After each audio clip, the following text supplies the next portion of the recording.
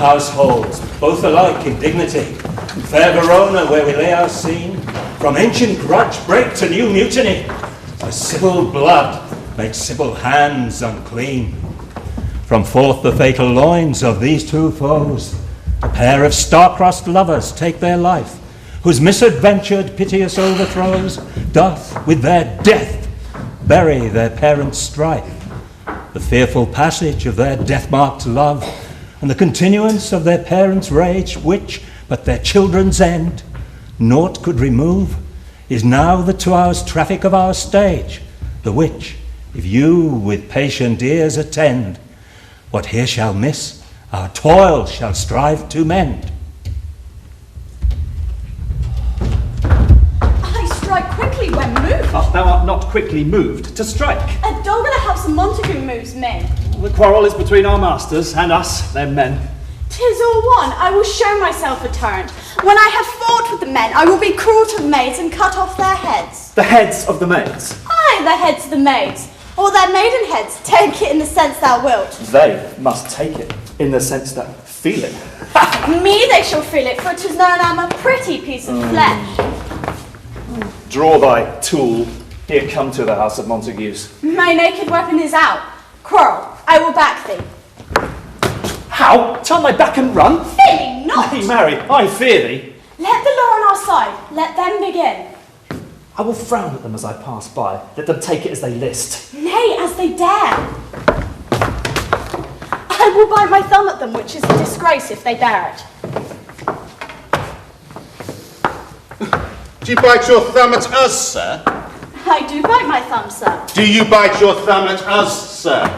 Is the law on our side if I say aye? No. No, I do not bite my thumb at you, sir. But I do bite my thumb, sir. Do you quarrel, sir? Quarrel, sir? No, sir. If you do, sir, I am for you, for I'm as good a man as you. No, better. Well, sir. Say better. Here comes one of my master's kinsmen. Yes, better. You lie. Draw if you be men. Come on, then! Pick up your sword, you know not what you do. What? Art thou drawn among these heartless hinds? Turn thee, Benvolio, look upon thy death. I do but keep the peace. Put up thy sword and manage to part these men with me. What? Drawn, and talk of peace? I hate the word, as I hate hell. All Montagues, and thee. Have at thee, coward! Ha!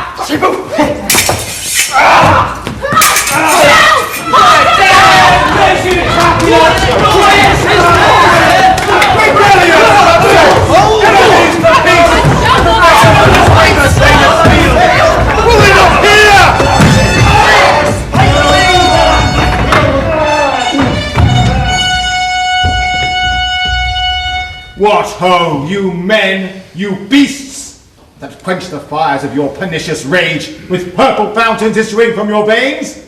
On pain of torture from those bloody hands, throw your mistempered weapons to the ground, and hear the sentence of your moved prince.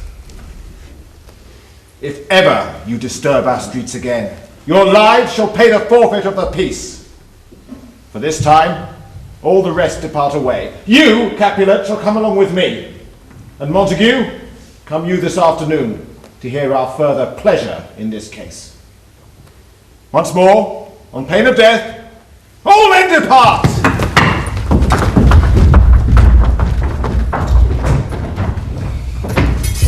Who sets this ancient quarrel new abroach? Speak, nephew! Were you by when it began? Here were the servants of your adversary, and yours close fighting ere I did approach. I drew to part them. In the instant came the fiery Tybalt with his sword prepared, which as he breathed defiance to my ears, he swung about his head and cut the winds, who nothing hurt withal, hissed him in scorn.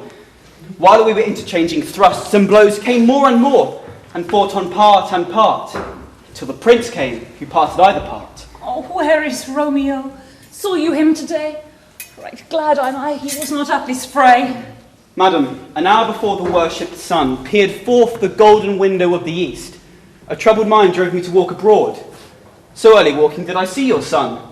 Towards him I made, but he was ware of me, and stole into the covert of the wood. I, measuring his affections by my own, pursued my humour, not pursuing his, and gladly shunned who gladly fled from me. Many a morning hath he there been seen, with tears augmenting the fresh morning dew, adding to clouds more clouds by his deep sighs.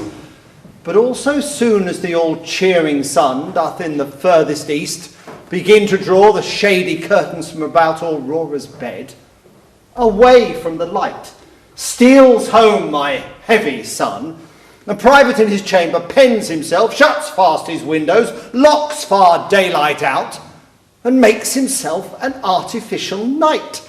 My noble Black uncle, and portentous may these humours prove, unless good counsel may the cause remove. my noble uncle, do you know the cause? I neither know the cause nor can discover it.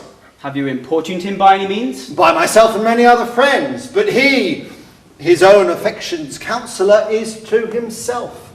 I cannot say how true, but to himself so secret and so close.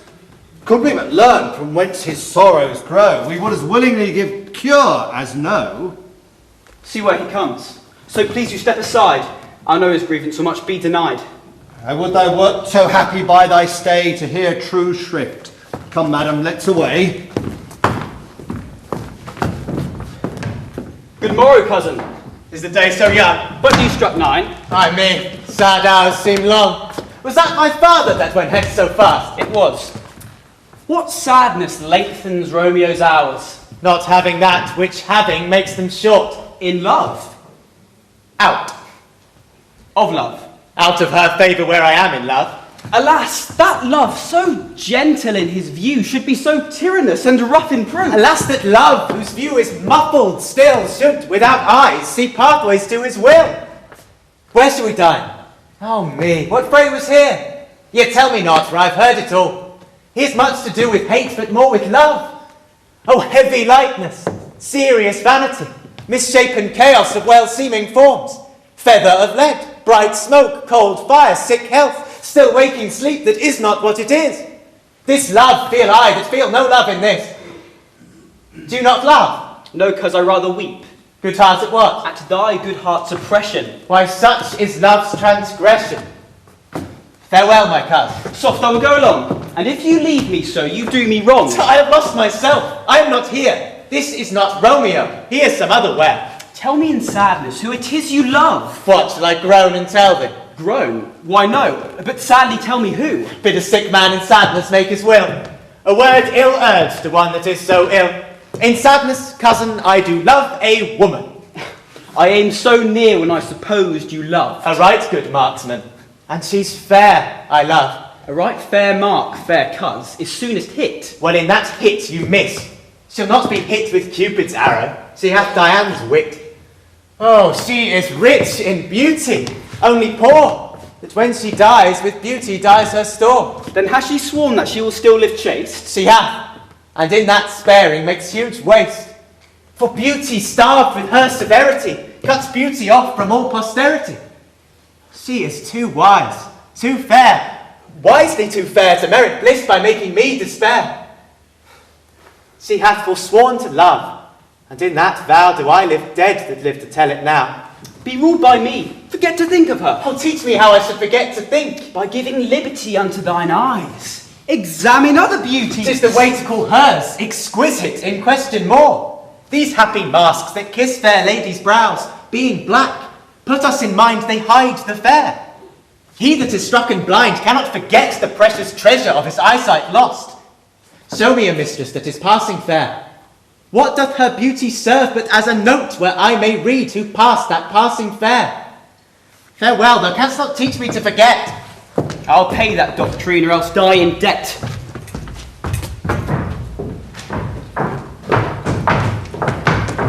But Montague is bound as well as I in penalty alike, and 'Tis not hard, I think, for men so old as we to keep the peace. Of honourable reckoning are you both, and pity 'tis you lived not so long. But now, my lord, what say you to my suit?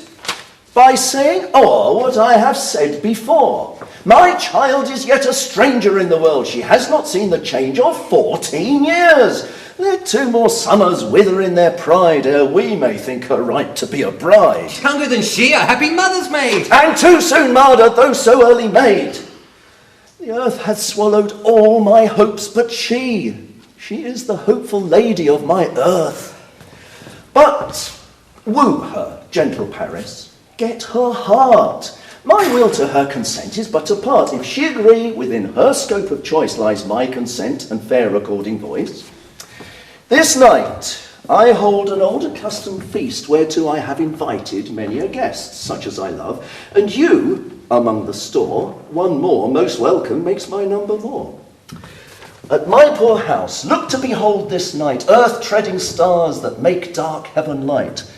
Such comfort as do lusty young men feel when well-apparelled April on the heel of limping winter treads. In such delight among fresh female buds shall you this night inherit at my house.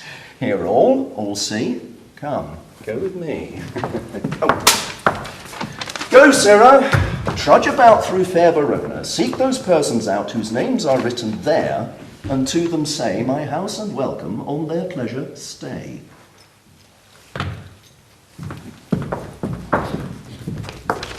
Find them out whose names are written here.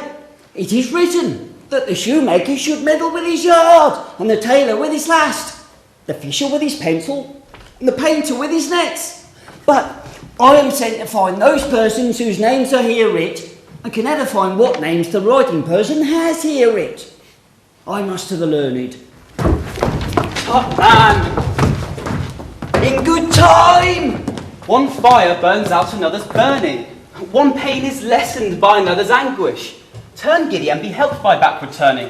One desperate grief cures with another's languish. Take thou some new infection to thine eye, and the rank poison of the old will die. Your plant and leaf is excellent for that. For what, I pray thee? For your broken shin. Why, Romeo, art thou mad? Not mad, but bound more than a madman is. Shut up in prison, kept without my food, whipped and tormented, and... Good day, good fellow. Good day. I pray, sir, can you read? Aye, mine own fortunes in my misery. Perhaps you've learned it without book, but I pray, can you read anything you see? Aye, if I know the letters and the language. You say honestly. Rest you merry. Stay, fellow, I can read. Signor Martino and his wife and daughters, County Anselme and his beauteous sisters, the lady widow of Petravio, Signor Placentio and his lovely nieces, Mercutio and his brother Valentine, mine uncle Capulet, his wife and daughters, my fair niece Rosaline, Livia, Signor Valencio and his cousin Tybalt, Lucio and the lively Helena. A fair assembly, whither should they come? Up. Whither? To supper. To our house. To whose house? My master's! Indeed, I should have asked you that before. Now I'll tell you something without asking. My master is a great rich Capulet, and if you be not of the house of Montagues, I pray, come and crush a cup of wine.